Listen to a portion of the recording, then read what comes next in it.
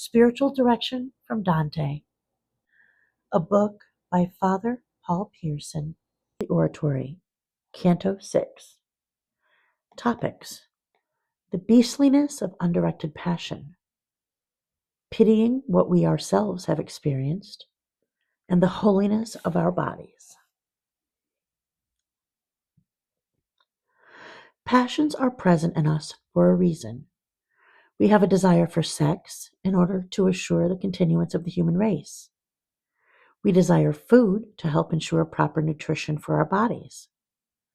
And these desires are natural and healthy in themselves, but they become destructive and dehumanizing when they no longer operate within the proper limits. And few sins display their beastliness for the entire world to see as vividly as gluttony. We might successfully hide our lustful affairs from sight, but the effects of overeating are harder to conceal. Perhaps they are also less likely to be glamorized. In line 1, again, Dante is transported while unconscious. He doesn't get himself out of the circle of lustfulness under his own power. He doesn't have the personal strength for that. He needs to be taken out of it, delivered by divine power. Like the lovers, he is passive. And in our battle against powerful habits of sin, we are often so weak that we need to be delivered by external power, like the donkey that has collapsed under the burden he's carrying. We travel so far into the dark wood that we cannot get out of it on our own. In line 7, here the mood is set by the continual rain. The rain is cold, mind-numbingly the same. It makes the ground stink. As a punishment for gluttony, however, the rain needs some explaining. First, the rain itself. Rain is a necessity, a blessing from God, but once it is beyond the proper amount, it becomes a curse. In the same way, the gluttonous have taken food, a gift from God, something necessary for life, and abused it beyond any proper proportion. The image is of way too much of a good thing. Second, the cold. Food is meant to nourish us, and metabolism warms the body. The comfortable warmth after a good meal is now something denied the gluttonous. Food wasn't used for its proper end, and here that end is never enjoyed. Finally, the stink. Food, which is supposed to produce health, is far from healthy when taken in excess. A source of life becomes a source of corruption. Here the rain, rather than cleansing the ground, makes it fouler than it was before. Cerberus, the three-headed dog, is a fitting beast to preside in the circle of the gluttonous. The mouths of the gluttonous are always calling for more, and he has 3, which should make the truly gluttonous envious. He treats the souls punished here as food, shredding their souls to bits. Again, in line 19, we see the beastliness of sin. The souls howl like dogs in the rain, rolling on the ground, first on one side, then on the other, to protect themselves from the downpour. Gluttony is particularly beastly, without the glamorous and romantic overtones which so often let us gloss over the twistedness of lust. And the continuous barking of Cerberus makes the coals punished there wish they could just go deaf. He is constant, an audible reminder of the abandonment of the paths of reason. In line 25, Virgil doesn't bother with commands by the authority of heaven or words of explanation to silence Cerberus, who doesn't seem to merit so much rational consideration. It is not necessary. Cerberus is easily manipulated. Virgil merely throws mud into his mouths, and in his greed, the dog is entirely indiscriminate in his eating. As it says, he's yammering in an agony of greed. This is junk food taken to the extreme. Notice that it is desire for the act of eating rather than desire for nourishing food, which is perfectly natural, That is the driving force here. The passion for eating has made the gluttonous souls lose sight of the purpose of eating. The gluttonous get the same sort of consideration as Cerberus did. Dante and Virgil actually walk on them. It says we fixed our souls upon what seemed their persons, but was emptiness. So what is left of them is almost not identifiably human. They have consciously rejected their own dignity. Now they only seem to be animals rather than persons. The prone position of the souls is an image of how low they have been brought down by their sin. They are in the mud, face first, like pigs wallowing in the mire. The pig imagery will continue with the soul they address. Chiacho, whose very name means hog. In line 40, again we see the desire that the damned souls have to be remembered. Even in their horribly corrupted state, they say, "Look at me well." In the emptiness of the gluttonous, their earthly fame is the most real thing about them, even if that memory is fundamentally negative. The desire to be remembered outweighs any sense of shame they might have had at being associated with such a distasteful sin. Pity does not seem to be a very accurate emotion. We often bestow our pity upon very undeserving recipients. What moves us to a sympathetic reaction? Often, we identify personally with the sufferings we observe. They strike close to home. It is easier to put ourselves in someone else's shoes when we have experienced something similar in our own lives. After a battle with cancer, we work for the Cancer Society so that other people will not have to go through what we endured. What we find ourselves feeling pity for is often a manifestation of our own interior woundedness. But Dante certainly doesn't seem to experience pity here, does he? If it were merely the suffering of the souls of the lustful that moved him to a pity that made him swoon at the end of the previous canto, you'd expect that same pity here, even more, because the suffering is greater. But that certainly isn't what we observe. Because Dante isn't personally involved in this particular sin, he can look upon it with full objectivity. What he sees is the deformity of the sin, with none of its alluring disguises. With a conscience clear of the habit of gluttony, he sees it accurately in all its unpleasantness. Chiaccio's first words are filled with images of the gluttony for which he suffers. And he says, "Your city, so stuffed full with envy that the sack's mouth spews it up." Chiaccio presents his sin far more honestly than did Francesca in the previous circle. There seems less self-deception here. It is less possible to glamorize gluttony, even to ourselves, while lust so often disguises itself in the noble garb of love. The souls in hell seem to have been given a special knowledge of the future. Often, they will prophesy to Dante about events in Florence. We'll see more about the strange knowledge these souls have, a knowledge that rather strangely does not include the present. Ciaccio wants to be remembered in the world. This desire lies at the root of the damned soul's desire to talk to Dante. He's going back to the world and can take word of these souls back. They want to be remembered. It is the only sort of positive immortality to which they can look forward. Ciaccio's only reason for speaking and acting was Dante's presence. Once Dante and Virgil have left, he'll be silent in the rain until the final judgment. The social aspects of food have entirely disappeared. Gluttony is a solitary action. It requires no words. The mouth is otherwise engaged. The Christian belief in the resurrection of the body ought to mean that we treat our bodies, and the bodies of others, with a special sort of respect. They are not disposable or exchangeable. They are somehow ours forever, an essential part of who we are. They are temples of the Holy Spirit. But this respect should manifest itself more immediately than the resurrection of the body. Already in this life, Christians pay attention to those sins called sins of the flesh.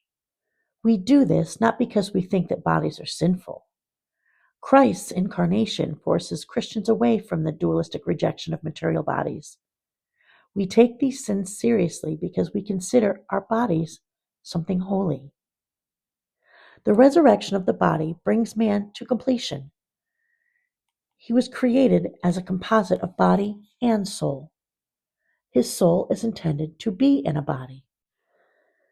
In getting our bodies back at the general judgment makes us more of a being, more complete, which means more joy, but also more pain. Whatever state the soul enjoyed before the resurrection is now shared with the body. The souls in hell will be more perfect in their sufferings, just as the joy in heaven will be more complete after the resurrection. Whatever sort of being the soul has, it will share with its body.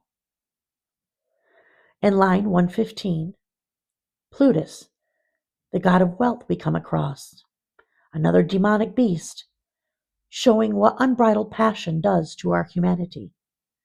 He is our introduction to the next canto and circle of hell. Here we find the avaricious and the prodigal, those whose desire for or relation to money was disordered. Canto 7. Topics: Money, the root of all evils; the spiritual futility of sin; detachment, not deprivation; and the ferocious grip of anger. Catholic theologians always include lust and avarice in the list of sins that will be responsible for destroying the spiritual lives of the most souls. In one of his maxims, St. Philip Neri taught, "Let the young man be on guard against his flesh, and the old man against his avarice, and we shall all be saints together." Lust is a perversion of our most basic and powerful passion. It is easy to see how it captures so many souls. But avarice has its own appeal. Money gives us the means to indulge our passions, and with it, we can buy whatever we desire. For this reason, St. Paul writes, "For the love of money is the root of all evils," in 1 Timothy chapter 6, verse 10. Because of the power that money gives, the ungoverned desire for money can produce in us a vicious brutality and eat or be eaten mentality. Families have fallen apart, friendships have been abandoned, legal contracts broken, and countries betrayed through the love of money. And avarice can bring out the beast in any of us. In line 1, we hear, "Pape Satan, Pape Satan alepe." These are Plutus's words at Dante's entry to the fourth circle of hell. Much discussion has been given to whether they are meaningful or merely gibberish. Whatever the precise meaning, if any, the words seem to suggest that Plutus, the god of wealth, who's actually a demon, is giving some sort of tribute to Satan. Wealth so often is an instrument of evil. Not evil in itself, but insofar as it makes evil, often great evil, possible. It is in this way, says St. Thomas, that money is the root of all evil, because it provides the means. Plutus might be a servant of Satan, giving honor to his master, but he is also a stupid servant, as his clucking voice suggests, preferring material goods to the truly human and lasting immaterial ones he was created for. He might be called a god, but he is distinctly less than human, and he deserves to speak gibberish. In line 3, Virgil, aware of all, again, recognizes the need to strengthen Dante's resolve. Even though our location hasn't been explained yet explicitly, we are entering the circle of the avaricious. Avarice being a sin with which Dante struggled.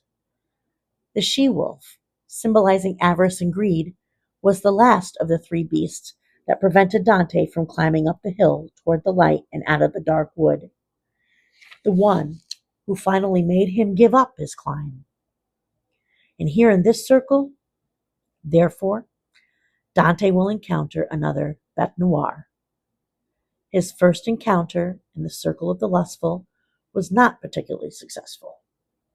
Dante was so overcome with sympathy that he lost consciousness. And Virgil is reminding Dante of the need for both courage and trust in his own particular spiritual battles. And Virgil handles Plutus rudely. "Shut up, you cursed wolf of hell!" Here, wisdom has little respect for the unbridled desire for wealth. And this is also a reminder of the natural supremacy reason has over the passions.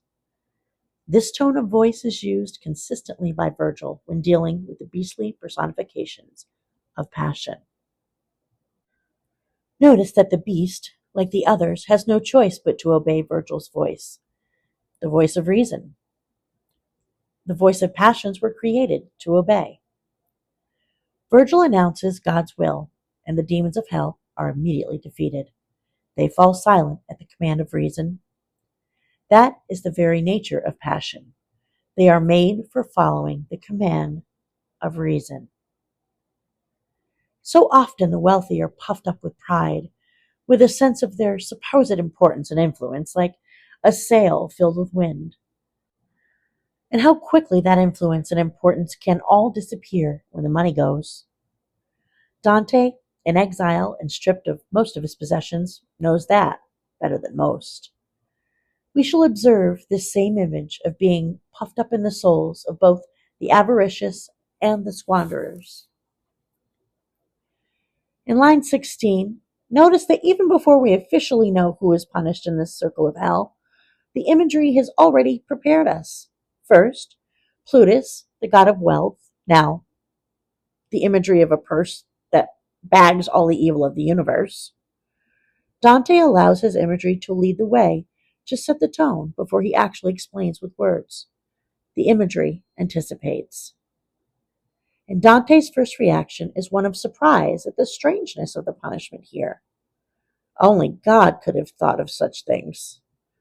Unlike in the circle of lustful, Dante, instead of being overwhelmed by pity, recognizes God's justice at work. Is that merely because he does not yet understand what sin is being punished here? Perhaps this sin of avarice, despite its attraction, is not so easy to glamorize as lust was. Sin is always a desire for disordered good. This does not mean that the thing we desire is simply against the rules. It is not something that will truly satisfy our desires. It might taste good, but it will not nourish us. Desiring these disordered objects is rather like accelerating down a dead-end street. It is both a dangerous thing to do and a futile one. And where does it get us? It is a great deal of work to achieve something that will not fulfill our desire. Sin is an exercise in spiritual futility. Avarice is a particularly exhausting sin that never allows a soul to rest. In line 23, the imagery is of collision, of the currents of the ocean at the whirlpool of Charybdis in the Straits of Messina, and later of the collisions of riders in jousting matches. There is a built-in conflict when people compete in an unrestricted manner for the finite material goods this world has to offer. There is only so much to go around. Trying to grab it for ourselves will always include running up against the desires and perhaps the needs of others. There is a sort of justice concerning these material goods our world has to offer, what the tradition calls distributive justice. If we do not consider what money is really for, society will be condemned to a constant battle for wealth. In line 27, it mentions they're popping their chests to roll enormous weights. The men here become beasts of burden, using their own chests, the very center of their bodies, to roll these stones. They throw their whole selves into their work. Where your heart is, there is also your treasure. In their earthly life, these men have spent themselves and their human dignity in the pursuit of material goods. And so here they are, like cogs in a machine, making the wheels turn. The popping their chests makes them seem proud of what is, ironically, a demeaning activity. A Christian is not necessarily called to a life of deprivation, thanks be to God, but we are called to a state of detachment. We are to live in the world without becoming attached to it. We are to use the things of the world without clinging to them. We do not think that money is something evil. We make it to make life passable. We need it if we are to be generous with others. But money is merely a means to an end. We are to use it in such a way that we grow in charity and move closer to heaven. In line 30, here, the sinners are participating in the punishment of one another. They are misers tormenting spendthrifts, and vice versa. Here, for the first time, we see two different extremes of the same desire. Often, passions are indulged in only one direction. Many people overeat, but aside from the psychologically afflicted, the opposite extreme is very rare. But money has produced two different camps of abusers: those who use it too much and those who hoard it and refuse to spend. Despite being opposites, both are materialists, and both mistake the true meaning of material possessions. Virtue, as Aristotle tells us, is in the mean, in moderation. The imagery of Scylla and Charybdis is fitting here. The sailor must manage to steer his boat between the rocks and the whirlpool. Erring to either side would be his destruction. And this dismal circle reminds us of the drudgery in giving over one's life to the pursuit of money. This is the medieval version of the rat race. In line 36, we get the first real indication of the personal toll this circle takes on Dante, and he says, "My heart was nearly pierced." He is a fellow sufferer, someone who is still attached to material things, especially those unjustly taken from him because of his exile. The tonsured heads tell us that avarice is a problem for those who have come into positions of leadership in the church. The church needs money for its mission, but not merely in order to accumulate material goods and to enrich those who have been called to serve, not to be served. Vocations in the church have been abused as means of ambition, both social ambition and financial ambition. For many, a vocation in the church is a way, often the only way, to an education and a guaranteed income. This income grows as the person is promoted in the church. Thus, financial ambition is the source of ecclesiastical ambition as well. In line 48, it says, "Avarice browbeats, bullying to the top. It turns out that it has bullied them to the pit instead." Both of these versions of materialists are portrayed as irrational. Their voices yap, it says. They haven't ordered the lesser gods to the higher ones. They lack the true discernment that reason should bring. The people here are faceless, their likeness dimmed beyond recognition. Those who dedicate themselves to the pursuit of wealth, the nothing knowing life, especially men, often choose to identify themselves so much with their work that they have little personal identity left. They have chosen to subordinate their true personal dignity to their careers. Think of the men who, when asked, "Who are you?" will respond by telling you what they do. They've allowed themselves to become cogs in the machine, mere means of production. How Marxist. Money seems to be able to buy most things, but not what really matters. These souls would give all they had on earth for a moment's rest, and a rest that will never come. God's intention in granting material goods to creation is that they be available to all, distributing the splendor equally, and what is called the universal destination of goods. The ups and downs of fortune, Virgil explains, keeps these goods from getting into one set of hands permanently. We are called to be stewards, not permanent owners, servants, not masters. Dante feels these cruel ups and downs particularly sharply. He's lost everything. Unfair though his fate may seem, it has forced him to work at being detached from material goods. Aside from lust, few passions can be so overwhelming as anger. It bursts through our defenses with almost volcanic force and blinds our reason. And its power is lingering, sometimes even growing with time. We store our anger away and nourish it by reviewing our grievances.